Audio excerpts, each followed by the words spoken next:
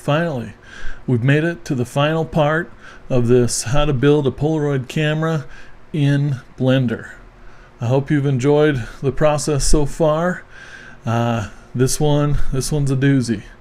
We continue to detail, push through a lot of what we've learned in the past, but then we learn a little bit about how to create materials using nodes inside of Blender and wrap it all up with a little bit of rendering, so you can get that image out of Blender and onto your socials or wherever you want to put it.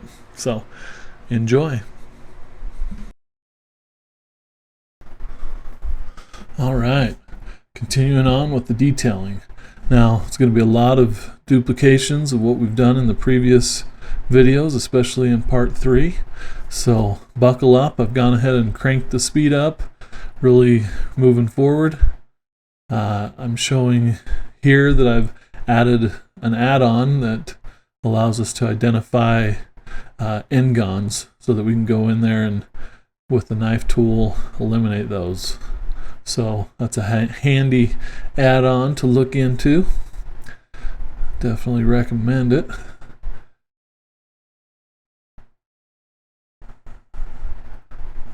And like I said, we're moving fast. I know your all's time is valuable, so we want to get through this and hopefully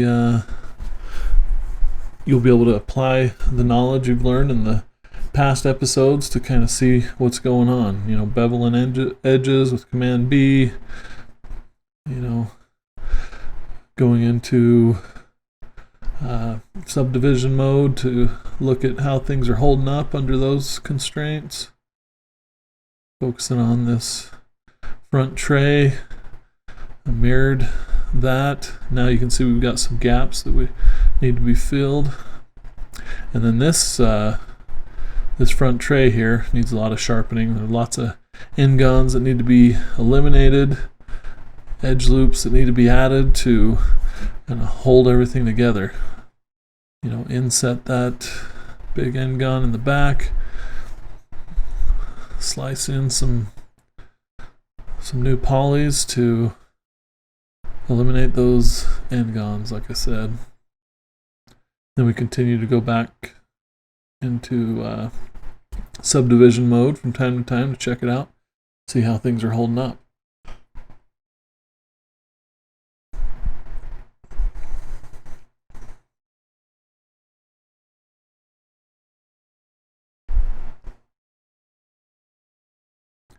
And again, I don't think I can say it enough. You know, this is my process. There are certainly other ways to accomplish this.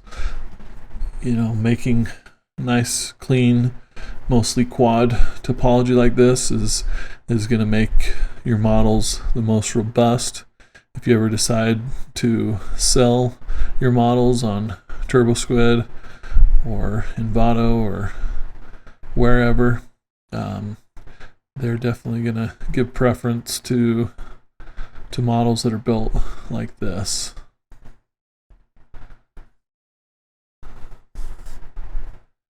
And you know, towards the end of this video we'll get into materials and rendering, just to, you know, while this isn't specialized or meant for that, it's mostly focused on the modeling side of things.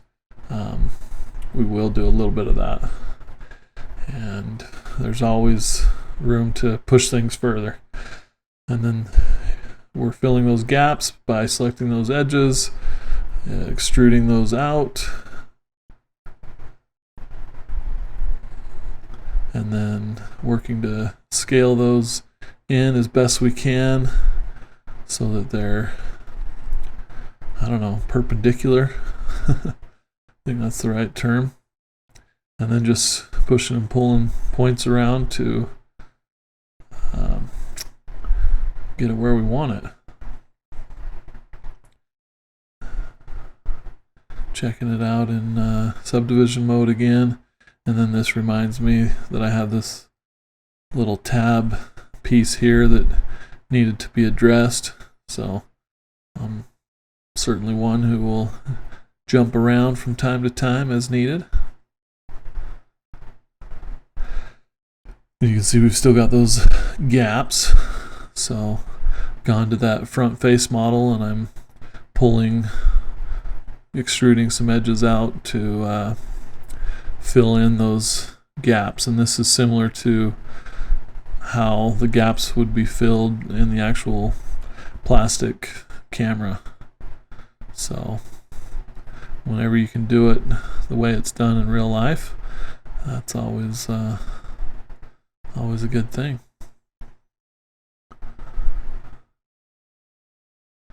Well, you can see got a little messy there, and I was working harder than I needed to, and so I decided let's do it again.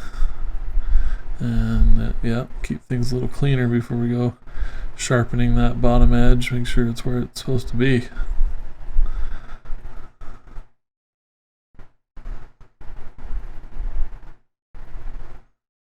Again, I know I'm moving fast. This was meant to be kind of a comprehensive tutorial, 4-part series actually. So I'm not doing anything new here in the video right now, something that we've gone over again and again in the previous videos. But once we get to the materials, node editor, rendering, some of that stuff, I slow it down again.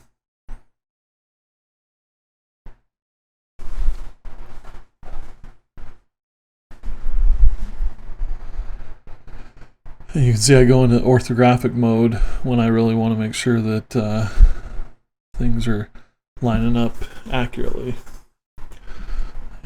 Back in the day, early 2000s, we just lived in orthographic mode. It seemed like they didn't have the ability to navigate and see things like we do now in perspective view.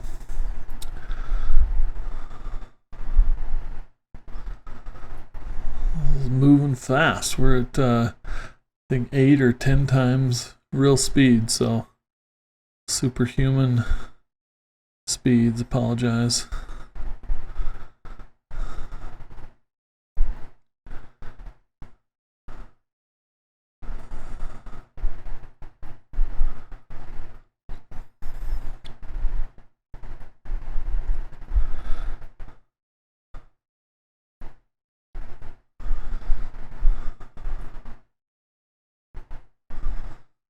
So when I did the extrude on those edges, it created some weirdness that needed to be cleaned up.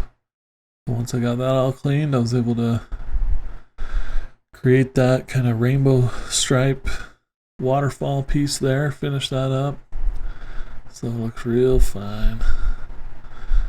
Oh, there's a little gap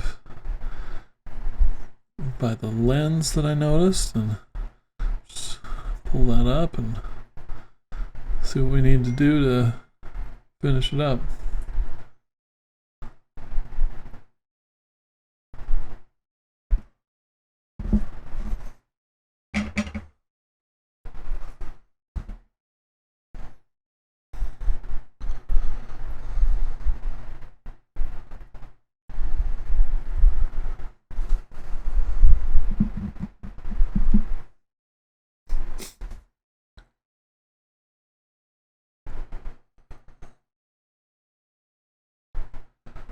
It's looking good. Looks like we've got some areas in the eyepiece that need to be sharpened up, and so that it can hold up under the subdivision surface constraints, and then also to ensure that we're dealing with all quads. Yep, looking real fine. And then might as well close this up. Use the knife tool K to slice in an area to cover the gaps there, making sure that we're getting all quads. Oh.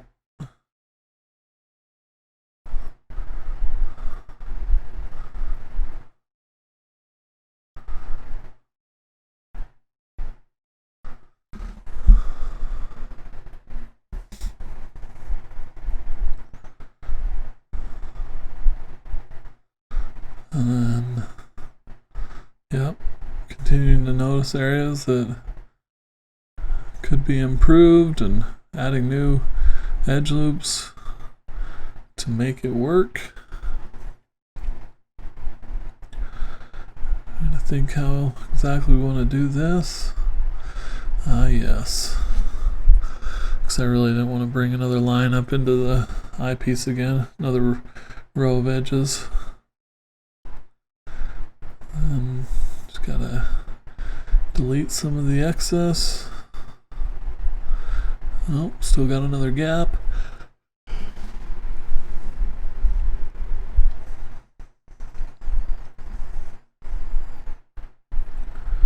Yeah, extrude that out, sharpen it up, bada bing.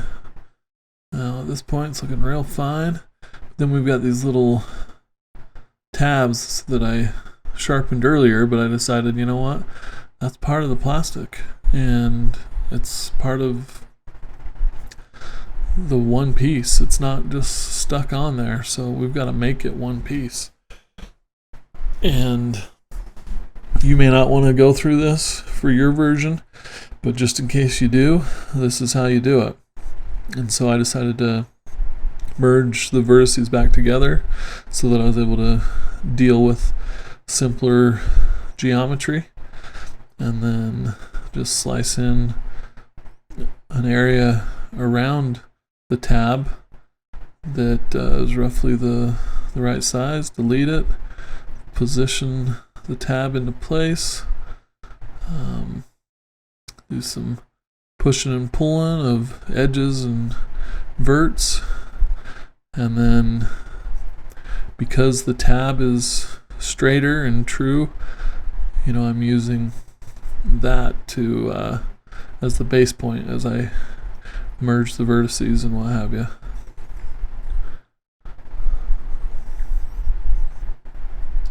Yeah, again, simplifying the geometry a little bit, doing this bevel with the same number of face loops, I guess, poly loops, so that I can weld those verts together and patch it up as needed. And just like that, this is becoming one with the back housing of this here Polaroid camera. So this is some advanced stuff, for sure. And if you're gonna see this model in the distance, you're not gonna be getting up close beauty shots of it. You probably don't need to do this. But again, I wanted to show you how it's done. If you wanna do it right, if you wanna make this model sellable, whatever. And now it's time to eliminate n-gons, sharpen that thing up a little bit, and then surprise, surprise, guess what? We need one on the other side. So mirror that on over, and you can see I took a bigger piece so I don't have to duplicate the efforts of you know, the detail work around the little tab itself. I just used the big swatch of plastic, and it's a lot easier to put together. Oh, tested the old sub D and wasn't happy with the results, and then now slicing in some new geometry, figure out what's the best way to sharpen that up and make it make sense for the rest of the back housing. And the majority of the modeling is done at this point. We just have this little eject button, which I don't know how I spent so much time ignoring it. And at first I thought I was going to make this arrow one with the plastic there, but you'll see in the end I kind of abandon that direction and just have the arrow sitting on top of the plastic. So I guess I'm breaking my own rules, but that just gets a little complicated. Unnecessarily so. Again, different ways you can do this. Such a small element, really unimportant in the grand scheme of things, that I didn't count each ridge to make sure that I got the right number. You know, extruded that arrow, did a subdivision surface, and it looked like a freaking mess. And thought, whoa, what are we gonna do? What are we gonna do? Do we really want to try to make that work? And then, I don't know. We're trying. Are we gonna keep it? I don't know. I don't think we end up keeping it, to tell you the truth, but we'll see.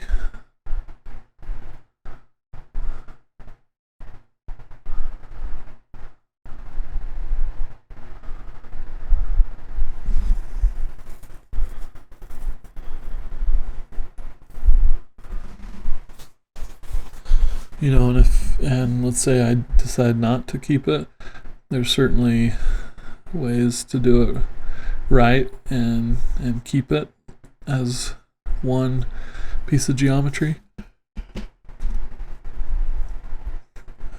You just have to decide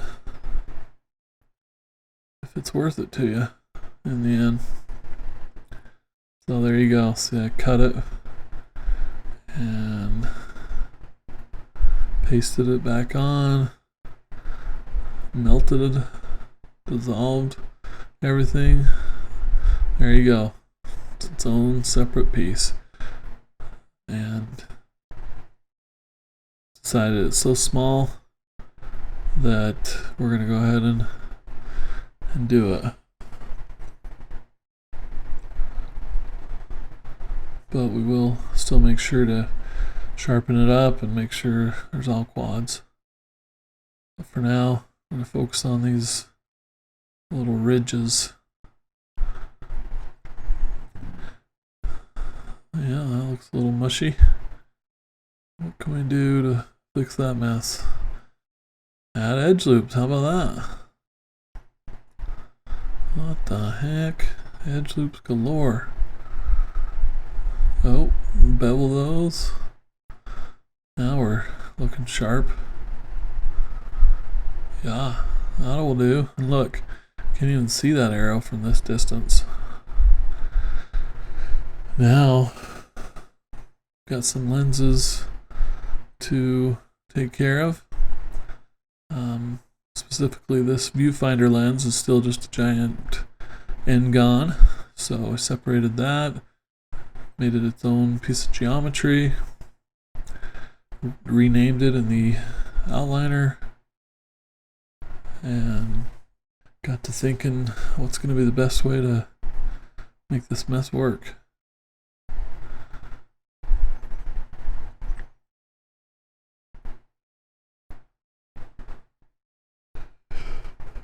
So we've got these rounded corners. I wanted to preserve those. And then I subdivided because I knew if I didn't slice off the corners like that, it would do some real weird things.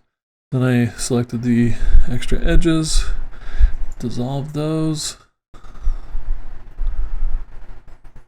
do it again. And now we've got the kind of geometry I'm looking for. And now the question is, what's the best way to get us that bulging lens thing? And I thought, oh, maybe we'll use a lattice. Then eventually I decided, I'm just going to use the move tool, but we're going to change the curvature, the fall off of the effect that it has. So This is the first time I'd done this in Blender, so it took me a minute to figure it out. Done it in Cinema 4D a million times, but Blender, this was the first time, and honestly I had to pause and go Google it. And then I figured it out and got generally the shape I wanted, pushed it back into place, scaled it up.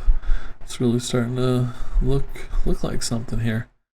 And then thought, yeah, I want to give it a little thickness, just so, not that I did this for the materials in this tutorial, but eventually thought that I might want to, really apply a nice glass material on there, thick glass material, and to make that look right, I needed to extrude, give this thing some thickness. And I apologize for my yawning. It is 1 a.m. and I have been meaning to get this tutorial out for a month or more, and just been sidetracked on other things. So for all those tens and tens of you who've been waiting for this final chapter of the Polaroid series, I'm doing this for you. I'm getting this junk out. It's the last day of February 2023. And I released part 1 in December, so yeah, apologies. This should have come out a lot earlier.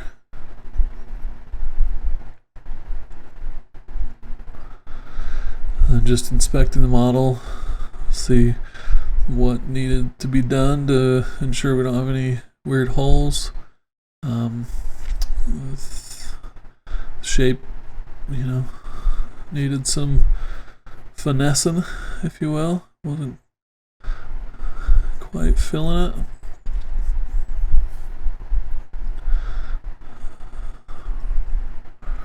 And then constantly referring to the reference. Get something that looks as close to that as possible. And what the heck, let's move on to the knob hole area. And you can see I had a big old end gun in there I had to address. The backs of these knobs and lens and different things are end guns as well. I think I eventually took care of those. Maybe not. Yeah, I might not have. And so that's something to do. So we left a couple of end guns in there. Okay. My computer crashed on me, so I had to reload everything. Because I had actually started adding materials and got a certain distance and did something that it didn't like when messing with the ramp material to create that rainbow gradient. So right now I'm just adding base materials to each of the main sections of the model. So I'll select the front face, add a new material, give it a name, call this white plastic, give it a off-white color.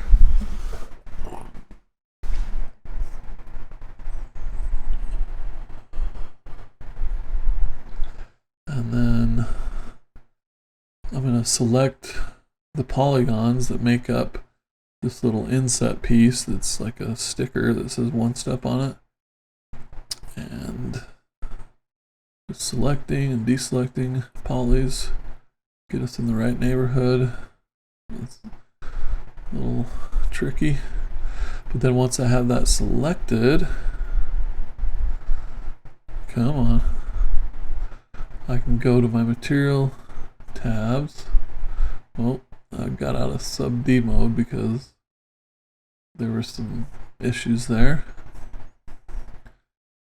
with what I was selecting. Okay, feeling good. Went into materials, created a new material over there, and assigned it to the selected polygons. So that's how you get two materials assigned to one object. Definitely comes in handy. Okay.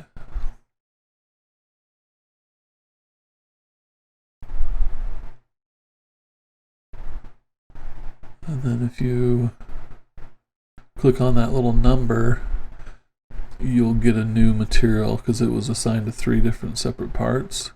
But rather than this being kind of a dull black texture, I wanted it to be a shinier black texture.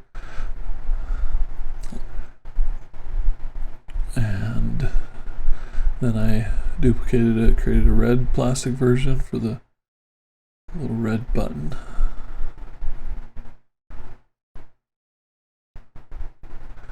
And I'll return back to these materials and play with the properties.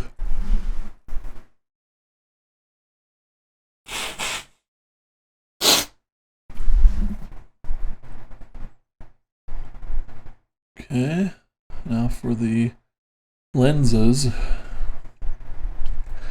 And rather than worry about a real fancy glass material that would require some extra setup, I decided to just do a really reflective, like blackish color, dark color. I think eventually I tinted it maybe a little more reddish, really dark brown, and then just high gloss so that it looks like it's made out of glass.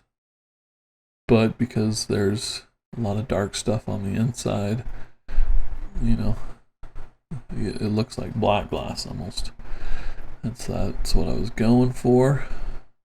But if I were doing this for realsy, for photoreal purposes, then I would make sure to build some geometry behind it, make sure it's thickened, and give it a good thick glass material for reals. You can see I added a little material, little white rim around the lens, and then applied that same glass texture to these other glass pieces that are part of the eyepiece. And obviously adding the text would require, you know, creating textures and applying those, and that's another tutorial I plan on doing separately on how to add textures to your models. But for now, I'm just keeping things parametric and just using materials, and you can see we can accomplish quite a bit. Especially this gets pretty fancy as I've added a color ramp, and I'm picking colors, rainbow colors, to match that rainbow strip. And you know, obviously I could do some research or color pick the exact colors, but I'm just eyeballing it for demonstration purposes. And you can see how they're a real sharp transition from color to color, and that's because I've got the interpolation of the colors set to constant. So you want to do that if you want real hard lines between your colors. Otherwise, they're going to blend together like a normal gradient. So there you go. We've got all the colors in place, and now we want to take this rainbow texture and apply it to that rainbow strip section of the front face. And right now, just piping that ramp into base color, it's chosen an orangish color, and so we've got to add some different pieces. This little mapping node, as well as the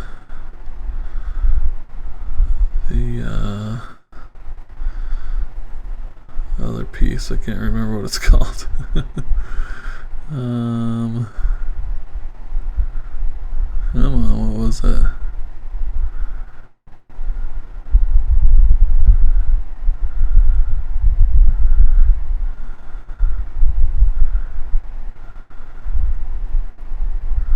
It's embarrassing. Map range, maybe? No?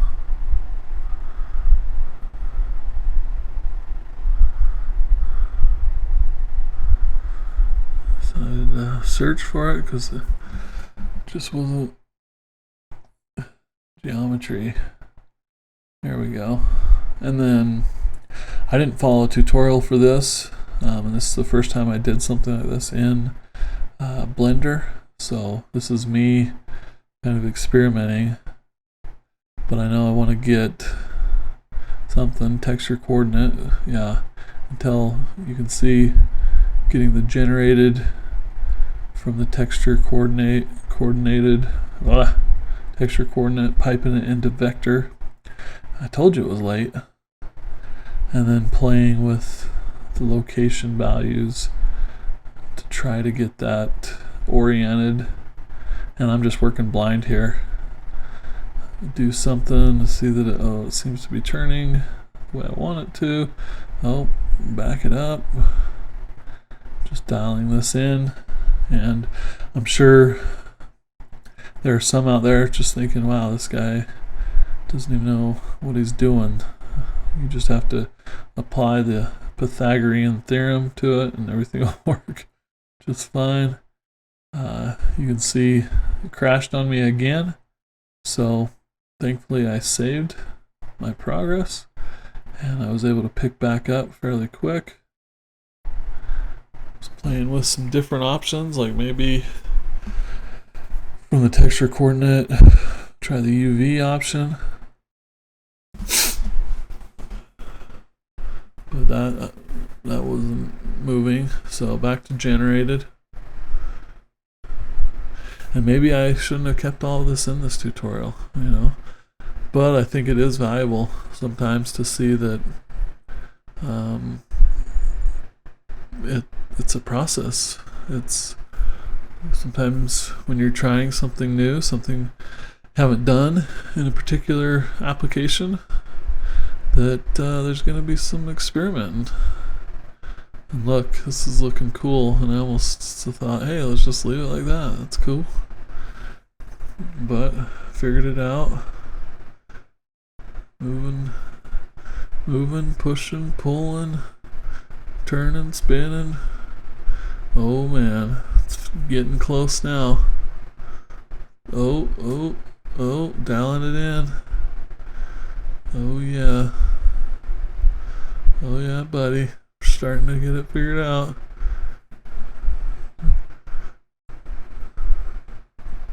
What the?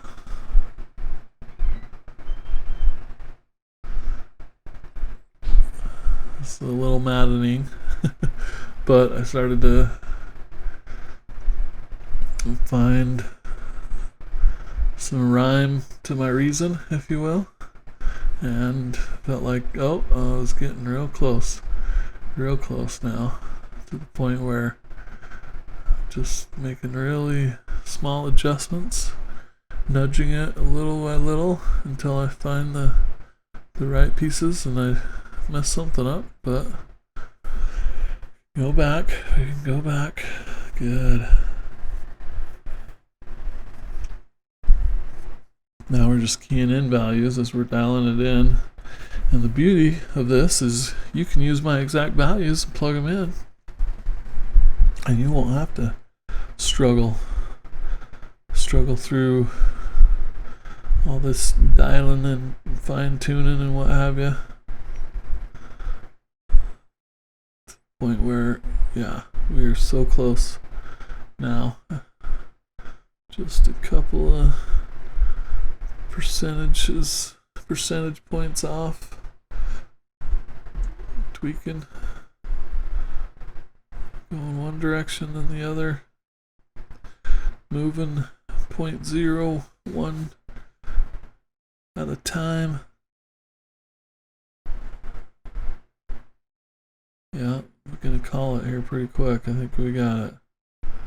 Just about got it. Too far. There we go. Just call it, dude. It's good enough. Come on. It's good enough. Jeez. Yeah, that actually looks real fine.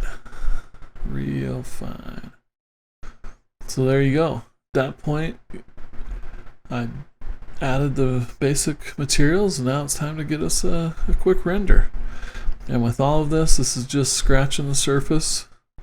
This is a modeling tutorial, but I know it's frustrating to just have a gray model, so wanted to give you all some of the basic tools for materials and rendering so that you could get that image out of the Blender. So yeah, you want to add a camera to the scene, and then click on that little camera icon on the right to make sure you're seeing through the camera. Okay. And looks like I'm trying to add an add-on. Oh, through one of my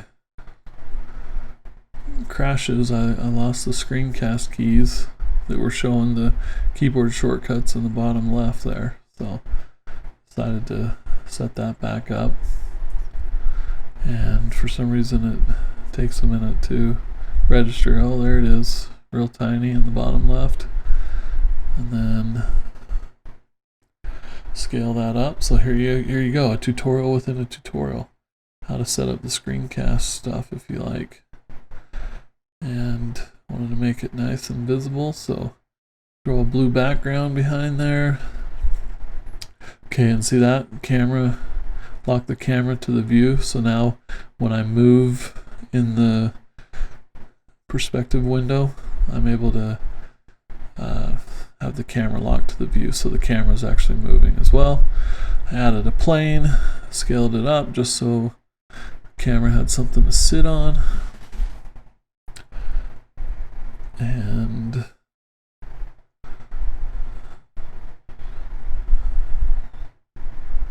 just playing with orientation. Now it's time to add some lights. I like to use area lights. Scale those up. You can grab that little yellow ball and drag it onto the object, and it'll snap itself, orient itself there. Play with the power. Already got some good lighting with that one light, but we can do better. So Shift D to clone that bad boy. Delete the default light. You know, setting up a real crude multi-light setup. Just to soften up the shadows and get some interest going. And then it's fun to add a little color to the different lights just to liven up your renders. Make it seem more professional. Because, you know, we're all just faking it. Just faking it and making it eventually. Alrighty. Just a few lights. Then you can go ahead and render that image under the render tab. And there you go. You got yourself an image. Go to the image tab, save it onto the desktop, wherever you want to save it. And give it a name. Save that image. You got it, yo.